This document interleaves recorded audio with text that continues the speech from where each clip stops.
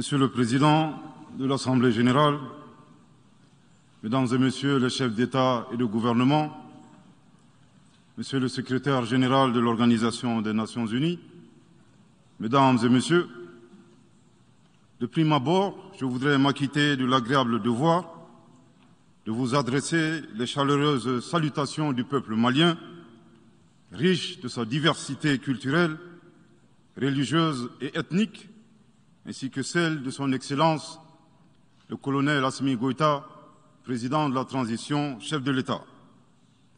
Monsieur le Président, votre brillante élection à la présidence de cette 77e session de l'Assemblée générale et la fin des travaux de la 76e session de l'Assemblée générale, brillamment conduit par votre prédécesseur, son Excellence M. Abdullah Shahid, de la République des Maldives, m'offre l'heureuse occasion d'adresser à vos Excellences les chaleureuses félicitations de tout le Mali. Enfin, permettez-moi de réitérer à notre secrétaire général, M. Antonio Guterres, notre haute appréciation des efforts louables qu'il continue de déployer pour la réalisation des nobles objectifs de notre organisation commune. Nous sommes convaincus que vous êtes un ami du Mali et du Sahel. L'amitié reposant sur la sincérité souffrez que je vous exprime mon profond désaccord suite à votre récente sortie médiatique, au cours de laquelle vous prenez position et vous exprimez sur l'affaire des 46 mercenaires ivoiriens, qui est une affaire bilatérale et judiciaire entre deux pays frères. C'est évident que la qualification judiciaire des infractions liées à cette affaire ne relève pas des attributions du secrétaire général des Nations unies.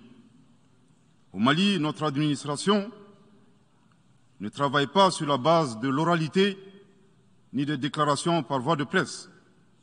Par conséquent, nous nous en tenons scrupuleusement à la note verbale de la MINUSMA, la mission des Nations unies pour la stabilisation au Mali, référence MINUSMA bar PROT bar NV bar 226 bar 2022 du 22 juillet 2022, dans laquelle il ressort clairement qu'il n'existe pas de lien entre les 46 mercenaires et les Nations unies. Les récentes synchronisations des actions et l'harmonisation des éléments de langage consistant à faire passer le Mali, mon pays, de statut de victime à celui de coupable dans cette affaire des mercenaires sont évidemment sans effet. Excellence, Monsieur le Secrétaire général, votre position sur l'affaire des mercenaires a été suivie par certains responsables d'Afrique de l'Ouest. Donc, c'est sous votre couvert que nous leur adresserons des messages. À l'endroit du président en exercice de la CEDEAO, M. Umaro Sissoko Embalo, qui affirme, je cite, « On vient de voir avant-hier la déclaration du secrétaire général des Nations unies qui dit que ce ne sont pas des mercenaires. Moi, à la place des Maliens, j'aurais relâché ces 49 soldats. » Fin de citation. Je voudrais très respectueusement signifier à ce dernier qu'il existe un principe de subsidiarité, d'ailleurs au contour flou entre la CEDEAO et les Nations unies, et non un principe de mimétisme. Également, il est important de lui préciser que le secrétaire général des Nations unies n'est pas un chef d'État et le président en exercice de la CEDEAO n'est pas un fonctionnaire. Par conséquent, il serait indiqué qu'il ne banalise pas la CEDEAO. Enfin, il est utile de rappeler au président en exercice de la CEDEAO qu'au Mali, les autorités n'interfèrent pas dans les dossiers judiciaires et respectent l'indépendance de la justice. Donc, nous n'avons pas vocation à interpeller ou relâcher. Ceci relève de la fonction judiciaire. Aussi, M. Umaro Sissoko Embalo doit être conscient du fait qu'il est le dépositaire d'un lourd héritage et de plusieurs sacrifices qui ont fait la renommée de cette organisation. La dynamique ayant fait la grandeur de la CEDEAO ne doit pas être brisée. Par ailleurs, nous avons pris acte de la menace de sanctions proférées contre le Mali et loin d'être impressionnés par des sanctions, je voudrais signaler au président en exercice de la CEDEAO qu'à la fin de son mandat, les peuples ouest-africains le jugeront sur les efforts qu'il a fournis pour améliorer les conditions de vie des populations et non des shows médiatiques servant à des agendas étrangers. À l'endroit de M. Bazoum, il remarquera que le gouvernement de la transition n'a pour le moment jamais réagi à ces propos injurieux pour deux raisons cumulatives. La première raison tient au respect de l'héritage laissé par nos ancêtres, qui consiste à ne pas répondre aux injures par des injures. La seconde relève de l'identité de M. Bazoum, l'étranger qui se réclame du Niger. Nous savons que le peuple nigérien, frère du Mali, se distingue par des valeurs sociétales, culturelles et religieuses très riches. M. Bazoum n'est pas un Nigérien, son comportement nous le reconforte totalement dans notre constat. Excellence, Monsieur le Secrétaire général, le Mali tirera toutes les conséquences de droit de vos agissements. Devant Dieu et en leur âme et conscience, nous demandons à ceux qui refutent notre version d'indiquer s'ils accepteront que les militaires ayant dissimulé leurs identités en mettant sur leur passeport qu'ils sont peintres, maçons, etc., avec des armes débarquent dans leur aéroport sans que le pays de destination n'ait été au préalable informé et dans le dessein funeste de déstabiliser ce pays. S'ils ne l'acceptent pas en tant qu'État, si cela n'est pas possible à Lisbonne ou ailleurs, le Mali non plus ne l'acceptera pas en tant qu'État et ce ne sera pas non plus possible à Bamako ou dans une autre localité malienne.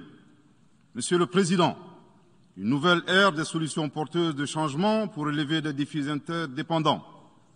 Thème de cette 77e session de l'Assemblée générale, suscitera l'espoir de meilleurs jours pour le Mali, à la condition que le bilan sans complaisance de l'ancienne ère soit établi, que les enseignements soient tirés et que les recommandations objectives soient formulées.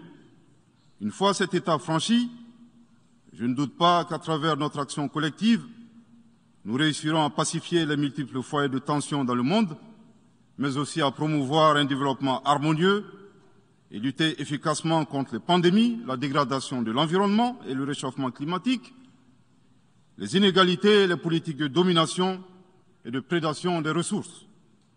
Depuis le mois d'août 2020, le Mali, mon pays, se trouve dans un processus de transition qui prendra fin le 26 mars 2024 par le transfert de pouvoir aux autorités élues.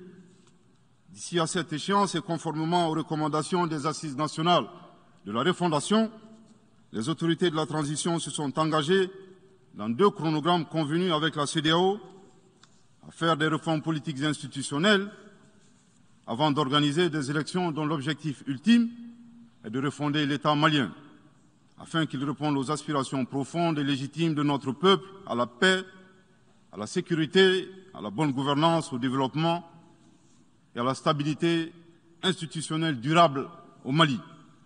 Dans cette perspective, je suis heureux de souligner que certaines avancées majeures ont déjà été réalisées, notamment la promulgation de la loi électorale, qui comprend entre autres la création de l'autorité indépendante de gestion des élections, dont l'installation est à un stade avancé, ainsi que la mise en place d'une commission composée d'éminentes personnalités de toutes les composantes de la société malienne, chargée de la rédaction de la nouvelle Constitution.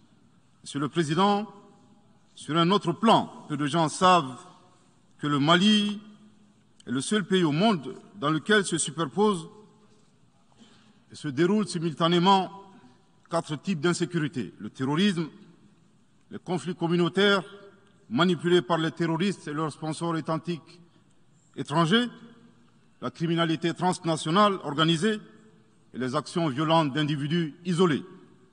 Parallèlement à ce processus de retour à l'ordre constitutionnel, le Mali continue de mener une lutte sans merci contre les acteurs de l'insécurité, en particulier les groupes extrémistes qui sont responsables de toutes sortes d'abus contre nos paisibles populations. En ce qui concerne le Mali, je suis heureux et fier de vous annoncer que les groupes terroristes ont été sérieusement affaiblis et la peur a même changé de camp. Cependant, ces groupes criminels gardent encore et toujours une certaine capacité de nuisance dans leur tentative désespérée de porter atteinte à notre intégrité territoriale et de terroriser nos populations. Les vaillantes forces de défense et de sécurité du Mali restent déterminées à faire face à toutes les menaces d'où qu'elles viennent, sous l'impulsion de son Excellence le colonel Assimi Goïta, président de la transition, chef de l'État. Le gouvernement du Mali continue d'intensifier les efforts importants pour recruter, former, équiper et renforcer les capacités opérationnelles des forces de défense et de sécurité maliennes. Je dois dire ici que les actions offensives menées jusque-là ont permis à nos forces de remporter des victoires décisives contre les forces obscurantistes. Elles ont également permis à l'État de reprendre pied et de réaffirmer son autorité sur une grande partie du territoire national, ainsi que de favoriser le retour de plusieurs milliers de nos compatriotes dans leur localité d'origine. Cependant, nous savons que la solution uniquement militaire ou sécuritaire a ses limites. C'est la raison pour laquelle, en appui à l'action militaire, le gouvernement du Mali s'est doté d'une stratégie globale et intégrée, comprenant des mesures politiques, sociales, de développement, y compris la fourniture des services sociaux de base à nos populations, durement affectées par la crise multiforme que nous traversons depuis janvier 2012, avec comme objectif la restauration de l'autorité de l'État sur l'ensemble du territoire national.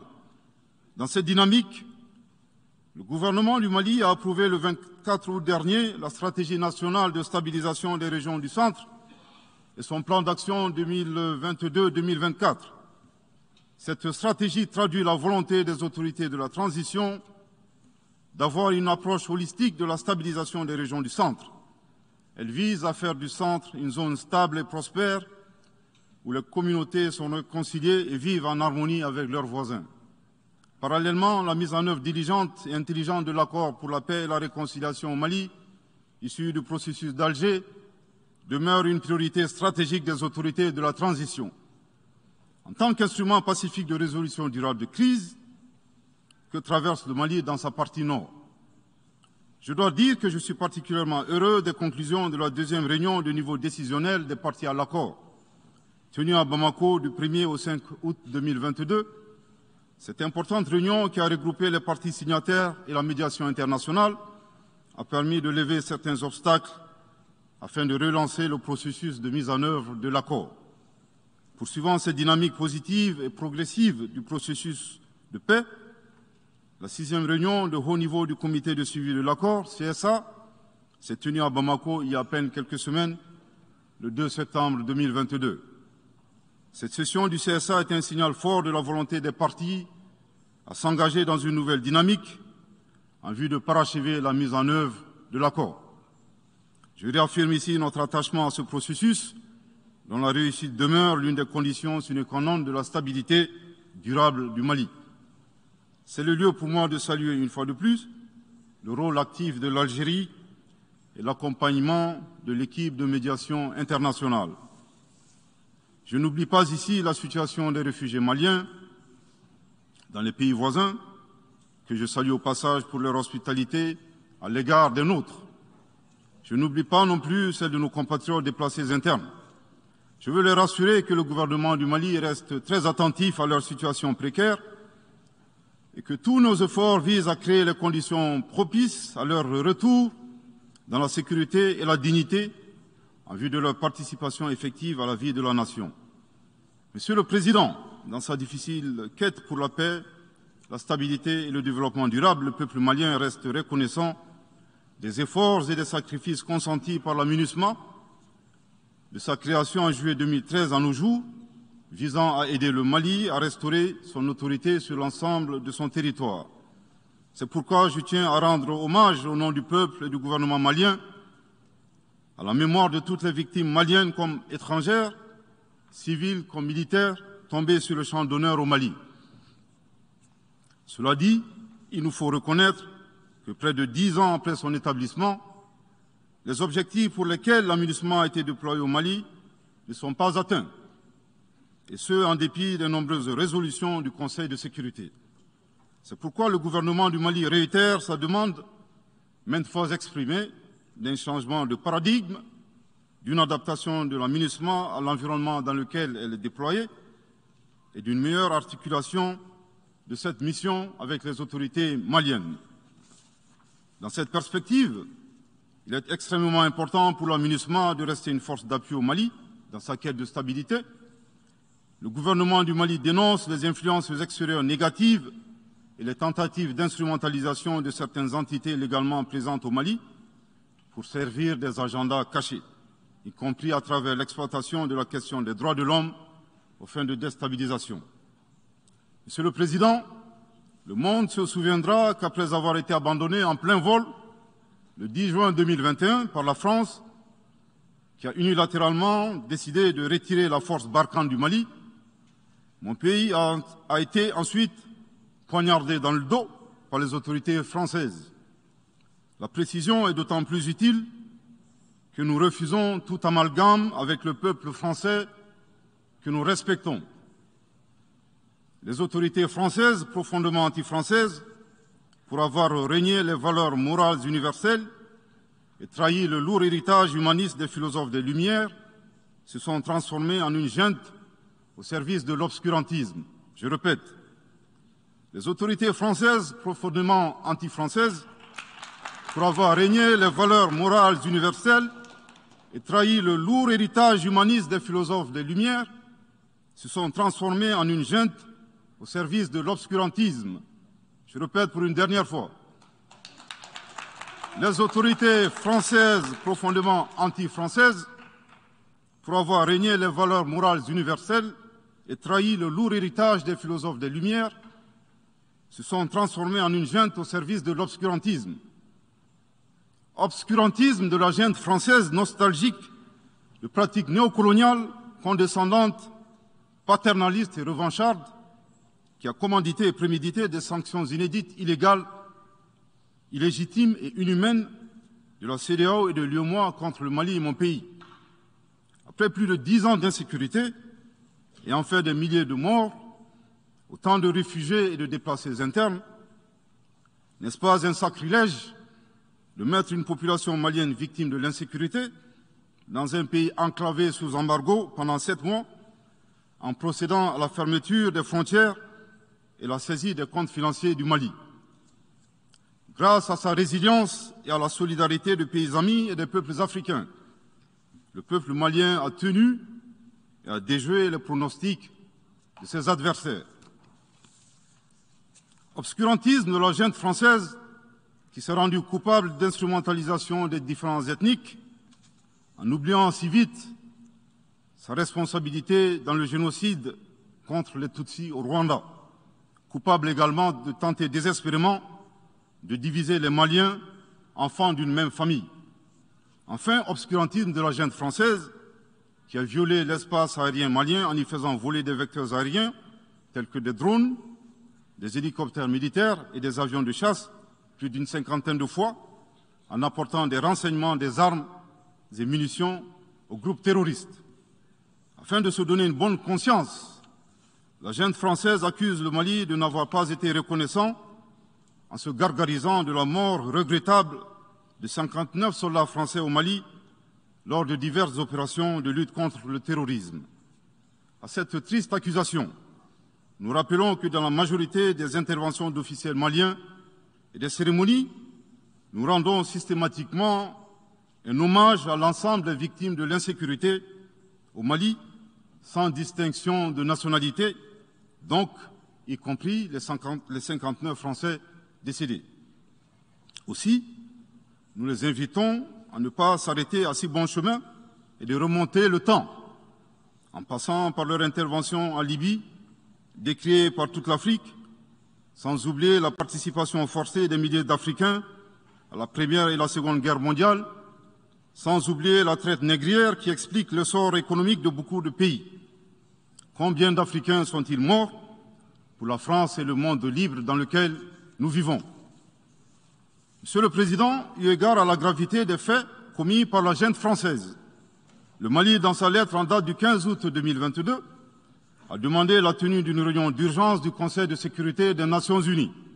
Cette réunion a pour objet de permettre au Mali de présenter les éléments de preuve en sa possession, démontrant que l'armée française a agressé en de maintes reprises mon pays, en violant de manière répétitive et fréquente l'espace aérien malien, sans autorisation des autorités maliennes et parfois en falsifiant des documents de vol. Plus grave, Monsieur le Président, le Mali sera en mesure de prouver que la junte française a fourni des renseignements et des armes à des groupes terroristes. Le gouvernement du Mali s'interroge sur les raisons qui poussent cet État membre du Conseil de sécurité, de surcroît assurant la présidence de cet organe, à faire obstacle au débat en vue de la manifestation de la vérité. Le monde doit être édifié sur les faits graves qui se sont déroulés au Mali et qui sont à la base de l'aggravation de l'insécurité et de la déstabilisation du Mali et du Sahel. Par la saisine du Conseil de sécurité, le gouvernement du Mali entend mettre cet important organe chargé à titre principal du maintien de la paix et de la sécurité internationale face à ses responsabilités et dénoncer les agissements de la junte française contre mon pays. Ces actes hostiles sont incompatibles avec la Charte des Nations Unies et son statut de membre permanent. Il y va de la crédibilité de notre mécanisme commun, de l'efficacité de la lutte contre le terrorisme, mais surtout, il y va de l'intégrité de l'Organisation des Nations Unies, qui repose entre autres sur le respect des engagements internationaux, de la légalité internationale et de la Charte des Nations Unies. Monsieur le Président, il semble opportun pour le Mali de demander votre implication personnelle auprès du Conseil de sécurité des Nations Unies afin que notre demande aboutisse pour que cesse la duplicité et la guerre par procuration imposée à mon pays. Monsieur le Président, dans la lutte contre le terrorisme et l'extrémisme violent, le gouvernement du Mali est fortement interpellé sur la question des droits de l'homme. Je tiens à souligner que les droits de l'homme constituent avant tout des valeurs qu'incarne chaque Malien. Aussi, le gouvernement du Mali reste déterminé à les respecter et à les faire respecter, conformément à sa politique de tolérance zéro contre l'impunité. Et cela par fidélité à nos valeurs ancestrales inscrites dans la charte de Kouroukanfouga, proclamée en 1236 par l'empereur du Mali, Soundiata Keïta. Le Mali, berceau de grandes civilisations, héritier de grands empires, terre de brassage, d'hospitalité et de tolérance, fait de la promotion et de la défense des droits de l'homme une priorité nationale. C'est pourquoi je réaffirme avec force que les opérations militaires des forces de défense et de sécurité du Mali sont conduites dans le strict respect des droits de l'homme et du droit international humanitaire. Cependant, comme je viens de le souligner, le gouvernement du Mali s'oppose avec véhémence à l'instrumentalisation de la question des droits de l'homme à des fins politiques, de positionnement, voire de chantage ou d'intimidation. De même, nous regrettons la sélectivité observée entre les droits des populations dont des villages entiers sont massacrés et rasés, qui ne suscitent presque pas d'indignation particulière, et la manipulation communicationnelle faisant passer des terroristes neutralisés sur le champ de bataille pour des civils innocents. Monsieur le Président, pour terminer, je dirais que le peuple malien a décidé de prendre son destin en main. Il soutient pleinement le gouvernement dans la refondation du Mali, ainsi que le retour à un ordre constitutionnel apaisé et sécurisé en mars 2024, à l'issue d'élections libres, transparentes et crédibles. La réalisation de ces vastes chantiers exige du gouvernement de poursuivre et d'intensifier les efforts en vue de l'amélioration continue de la situation sécuritaire dans le pays et de la protection des personnes et de leurs biens. À cet égard, je me réjouis de la tenue à Lomé, le 6 septembre dernier, de la 3e réunion du groupe de suivi et de soutien à la transition.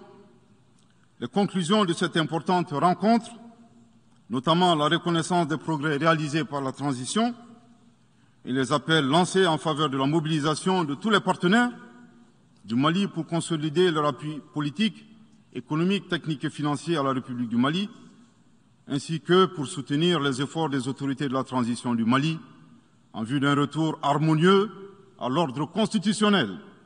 Je voudrais rappeler que la transition au Mali résulte de plusieurs années de dysfonctionnement de notre jeune démocratie qui a engrangé quelques résultats positifs.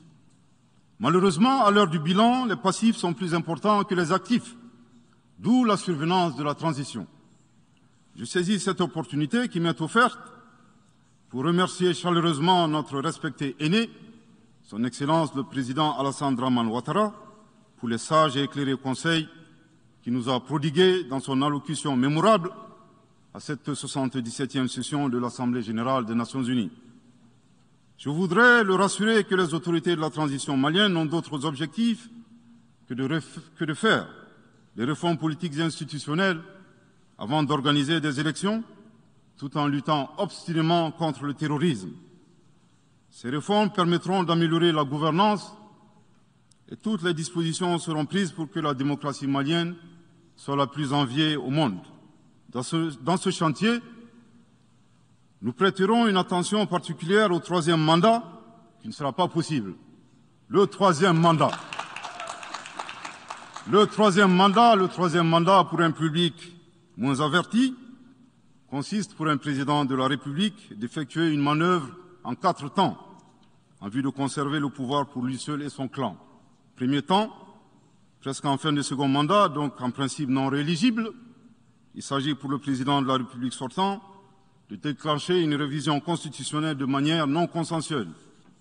Deuxième temps, au cours de cette révision constitutionnelle, le président de la République sortant modifiera quelques dispositions constitutionnelles.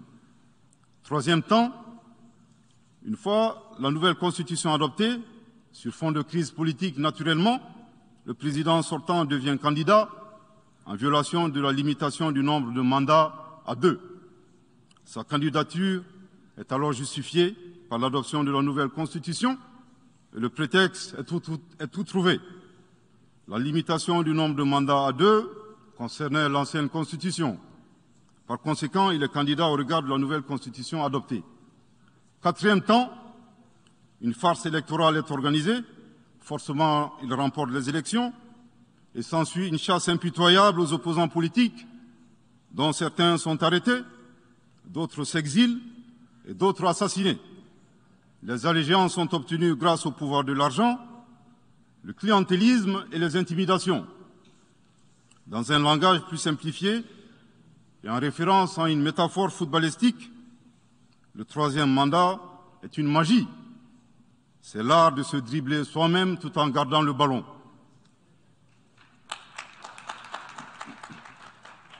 Excellence, Monsieur le Président Ouattara, vos conseils nous rappellent la triste histoire du chameau qui se moque de la bosse du dromadaire. Malgré les efforts tangibles de la transition malienne, dans la mise en œuvre des chronogrammes des réformes politiques et institutionnelles et celui des élections, salués par la communauté internationale, Madame la ministre des Affaires étrangères de la junte française, à qui le Mali n'a pourtant rien demandé, a estimé qu'il n'y avait pas eu de progrès, oubliant que nul ne peut aimer le Mali plus que les Maliens eux-mêmes. Sa position singulière et son adversité ne nous surprennent guère. Victor Hugo, dans Claude Gueux, a classé le genre humain en 2 catégories, en indiquant, je cite, qu'il y a des hommes qui sont fers et des hommes qui sont aimants. Fin de citation. Madame le ministre, dont il s'agit malheureusement, n'est ni fer, ni aimant, elle est hideusement sui generis. Devant l'incertitude et les situations étrangères, le peuple malien adopte une attitude prudente. C'est ce que l'écrivain et le sage Amadou Hampâté-Bâ met en relief en conseillant dans l'étrange destin de Wangrin que, je cite, « Si observer est une qualité, savoir se taire préserve de la calamité ». Fin de citation. Madame le ministre de la junte française, le Mali vous conseille de vous contenter d'observer sa situation. C'est l'occasion pour moi de saluer les relations de coopération exemplaires et fructueuses entre le Mali et la Russie, tout en réaffirmant que le Mali reste ouvert à tous les partenaires qui souhaitent l'aider à relever les défis multiples qui l'assaillent, dans le respect strict de sa souveraineté, de son unité et de la dignité du peuple malien. Le Mali rappelle que, conformément à la vision du colonel Assimi Goïta, président de la transition chef de l'État, 3 principes guident l'action publique nationale. Premier principe, le respect de la souveraineté du Mali. Deuxième principe, le respect des choix stratégiques et de partenaires opérés par le Mali. Troisième principe, la prise en compte des intérêts vitaux du peuple malien dans les décisions prises. En application de ces principes, le Mali reste disposé à poursuivre et à renforcer ses relations de bon voisinage avec l'ensemble des pays qui l'entourent. De même, le Mali, fidèle à son engagement panafricain, continuera à œuvrer au sein des organisations sous-régionales et régionales pour la réalisation de l'intégration africaine. Également, l'atteinte des objectifs de la transition requiert l'accompagnement de l'ensemble des partenaires du Mali, y compris les Nations Unies. J'en appelle donc aux amis du Mali à rester mobilisés aux côtés du gouvernement en vue de l'aider à relever ensemble ces défis importants. Pour la grande majorité des États du monde, convaincus par le respect mutuel et le partenariat gagnant-gagnant, je leur garantis que les portes du Mali leur sont grandement ouvertes et les Maliens les accueilleront les bras ouverts. Pour la minorité qui serait tentée de ne pas respecter ces principes, nous leur promettons qu'ils feront face à des millions de Assimi Goïta, soucieux de défendre leur honneur, leur dignité et leurs intérêts vitaux. Je terminerai en donnant 2 conseils aux nostalgiques de la domination. Ayez le sens de l'empathie en traitant les autres comme vous voudrez être traités ou en ne faisant pas aux autres ce que vous ne voudrez pas qu'on vous fasse. Le second conseil, revoyez vos copies, revoyez vos modèles, revoyez vos logiciels pour intégrer le changement de mentalité et l'évolution du monde dans vos grilles de lecture et d'analyse.